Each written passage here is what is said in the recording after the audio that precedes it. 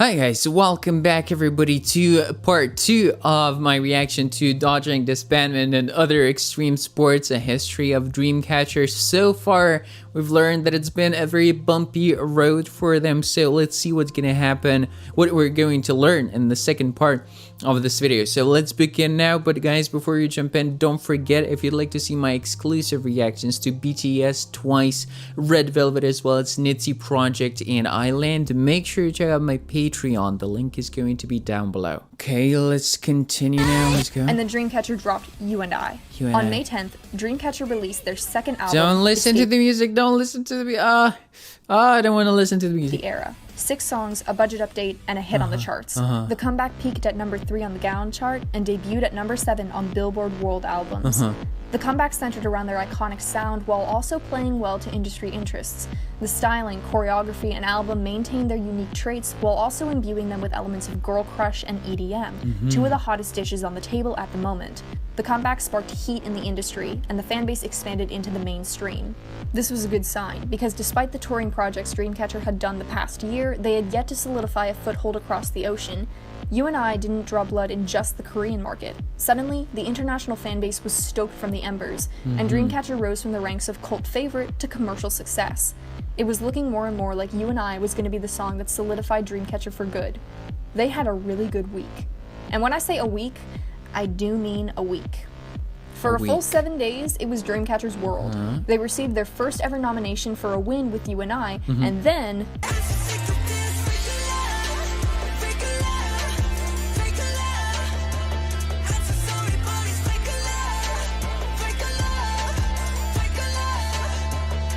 to be fair, it didn't matter who you were shunted out the door when Love Yourself Tear dropped. Popularity disparity. Now we're gonna hit some confusion in the storyline. Sensing the growth of their popularity, the group went into something of a frenzy. Riding the high of You and I, they released a third mini-album in September as part of their What comeback. Ooh! Easy with that. Easy. The video is called Dodging Disbandment. I'm dodging spoiling my song reactions.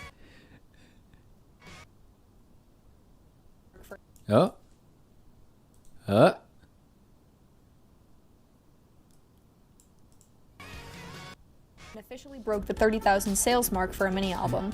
The album charted at number 2, which remains their highest position of all time as of the making of this video. They had a Japanese debut, and while they were met with some initial success, the activities in Japan remained largely unrealized. 2019. Regardless, they had another comeback on February 13th of 2019 with The End of Nightmare, and its single, Piri. Ooh, okay. Okay, Piri.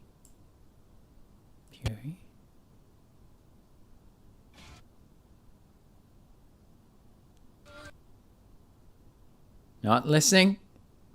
Not listening.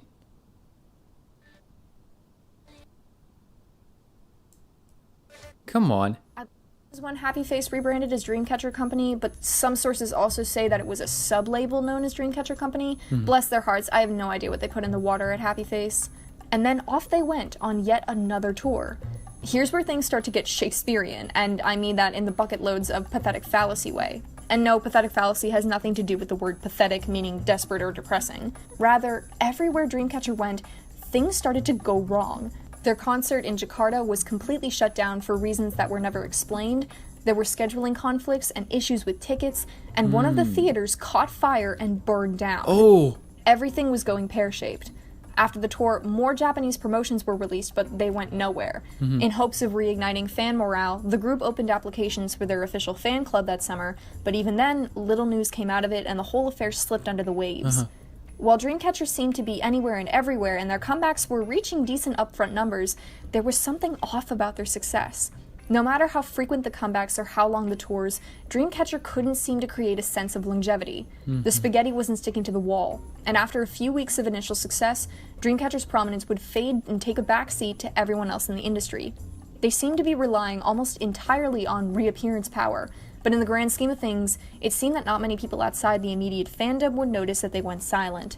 Dreamcatcher's streak of good luck had short-circuited, and the members were rightfully exhausted. It was time to take a break, get some air, and come back when everyone was good and ready. In the meantime, Happy Face did what they do best. something unconventional. Happy Face started having board meetings with Vespa, an indie game developing company based in South Korea. Hello. Yes, handshake. A handshake for you. I like your tie. I'm not wearing a tie. Have a handshake. I heard the food would be provided. I lied. Hello. Your hands are very warm. What if we kill one of the members and have her come back from the dead? So here's my idea. Give you a big fucking sword. Yes, exactly. Brilliant. I was thinking the same thing. Fantastic. That's all I've ever wanted. Match made in heaven. On September 18th, we finally saw what all those board meetings have been about.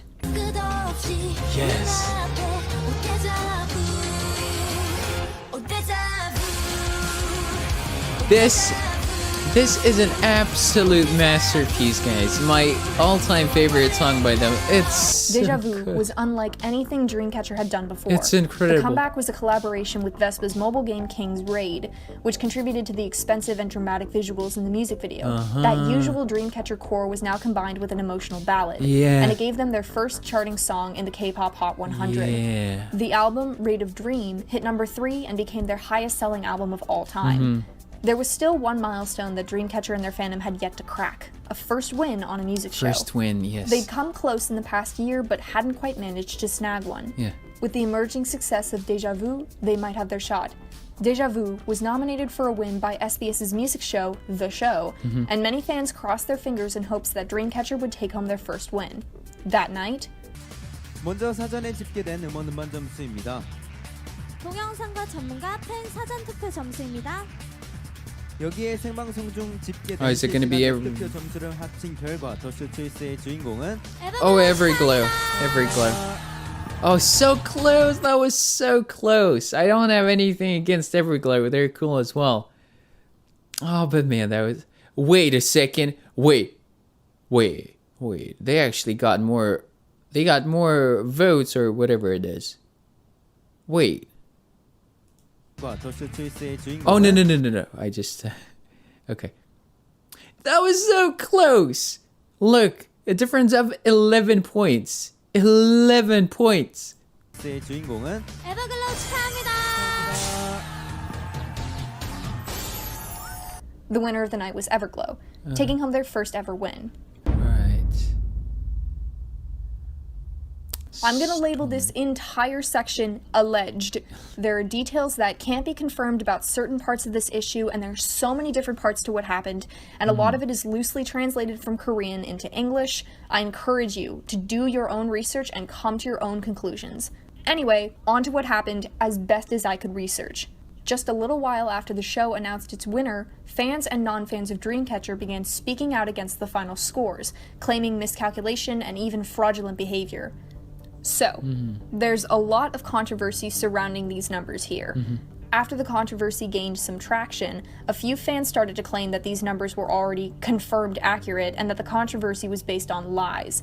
As of now, there is absolutely no confirmation on any website in any language from any source that these numbers are accurate. Yes, if you add these numbers straight down, you do get 7,861 and 7,850. However, the addition of these numbers isn't what the outrage was about. It's that these numbers allegedly should have never existed like this to begin with, and that the calculation that was done to create them was fudged. So what went wrong? I'm basically going to be summarizing several articles that broke down the calculation process, the faulty results, and why people were saying it could have been intentional skewing. All of this information is readily accessible. I encourage you to look at them. One of the primary articles I'm looking at is this one by X Double Star, who, while not a website I'm deeply familiar with, provided a decent amount of verifiable information. I'm going to be paraphrasing a lot from them. Credit to the breakdown goes to... continue here, to me, again, I don't know what to think about this whole conspiracy, right?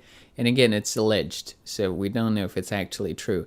But just the thing, one thing that I noticed right here, right away, you see 5,000 and 1,000. And on the contrary, we have 3,980, 161. Like, these numbers look more realistic, right? Just as these. But 5,000, just a number like that, 1,000. I don't know. Seems a little manufactured to me. and But why okay, people let's were saying continue. it could have been intentional skewing. No, I'm not All gonna of say this anything if information it's is readily manufactured. accessible. I encourage you to look at them. One of the primary articles I'm looking at is this one by X-Double-Star, who, while not a website I'm deeply familiar with, provided a decent amount of verifiable information. I'm going to be paraphrasing a lot from them. Credit to the breakdown goes to X-Double-Star. Basically, Row 2 is where fans claim things went wrong. According to X-Double-Star, we can establish beyond reasonable doubt that wrongdoing took place. Basically, 3 major things happened here. So you see, it's The first- not about these numbers, so maybe what I saw doesn't really beyond matter. reasonable doubt that wrongdoing took place. Basically, 3 major things happened here.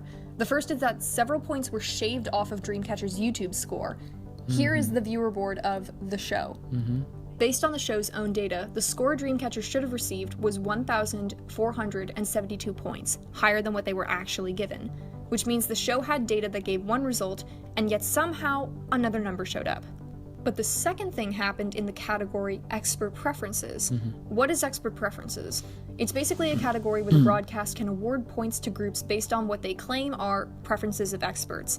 But this category has long been disputed by practically every fandom in the industry and even some companies, and is largely considered a place where shows just skew points to favor certain groups. In this episode of the show, CLC and Everglow both received full scores of 1,500 points for expert preference, Right. and Dreamcatcher received a 0, which came as a shock to some people. But even with a 0, Dreamcatcher still would have won.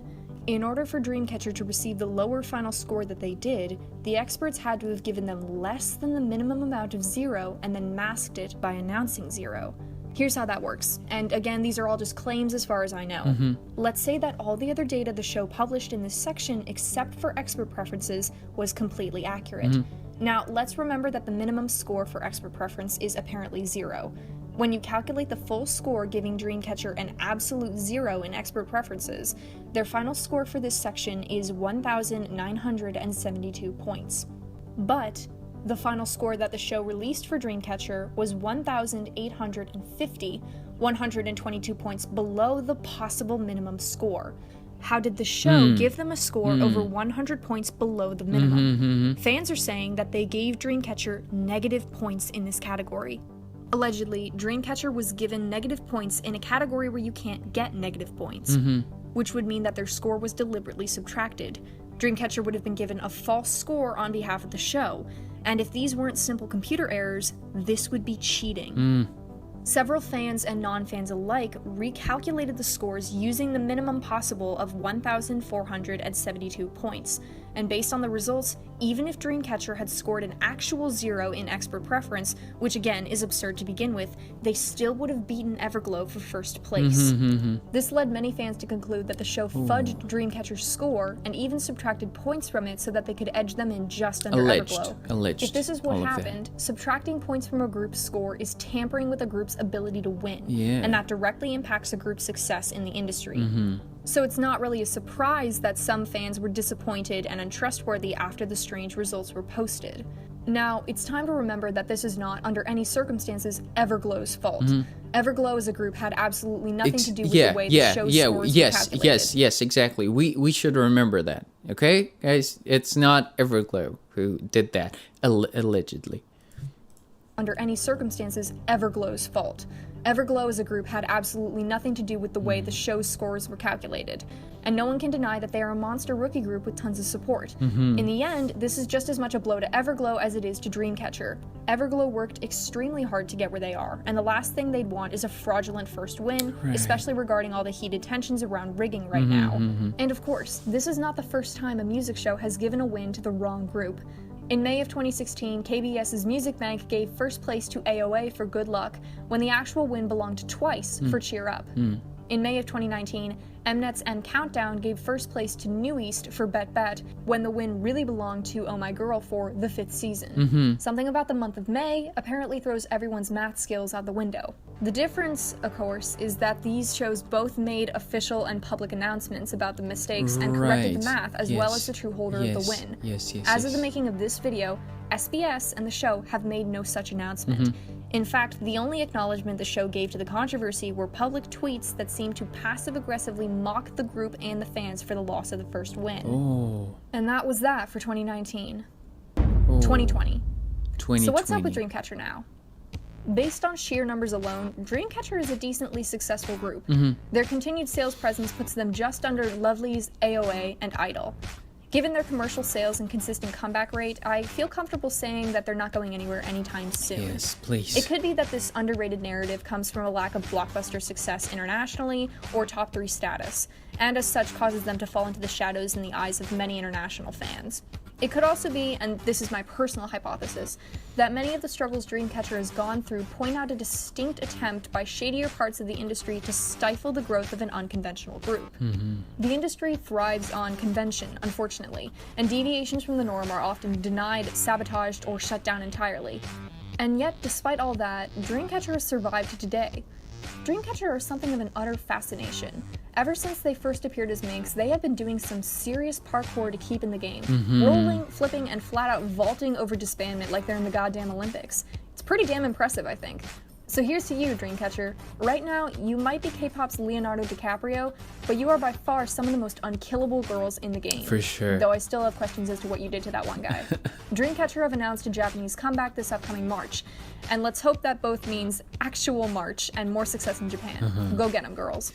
That's all from me this time. Best of luck to Dreamcatcher, and I'll catch you guys later. All right. What did I tell you? The quality is absolutely incredible. The way she talks, all the visuals, you know, the production quality is outstanding, and she's got only 63,000 subscribers at the moment. Please, once you're done with this reaction, go and subscribe to her, go support her channel. She's got other videos on other idols. I'm sure you will enjoy her content and her channel. The link to the original videos always is going to be down below in the description, but just like she said, Dreamcatcher are not going anywhere. You know, I'm not going anywhere as well. I'm an InSomnia now. I'm absolutely in love with this group, and I'm gonna keep supporting them through no matter what happens. And I really hope that my reaction will bring more popularity to them. Actually, I was very, very pleased to see some comments saying like, you know, I haven't heard about this group before, but now seeing your reactions, I'm actually beginning to stand them, and that's just the best thing. So I really hope we're gonna stay on the same course towards success for Dreamcatcher, and they're gonna gain more and more fans and as the time goes by. So thank you all so much for watching. Thank you for recommending this video to me, and really hope you guys enjoyed my video. If you did, don't forget to leave a like and subscribe, of course, for more content on Dreamcatcher, and I'll see you all in my next video. As always, take care, keep listening to great music, and keep supporting Dreamcatcher, and love.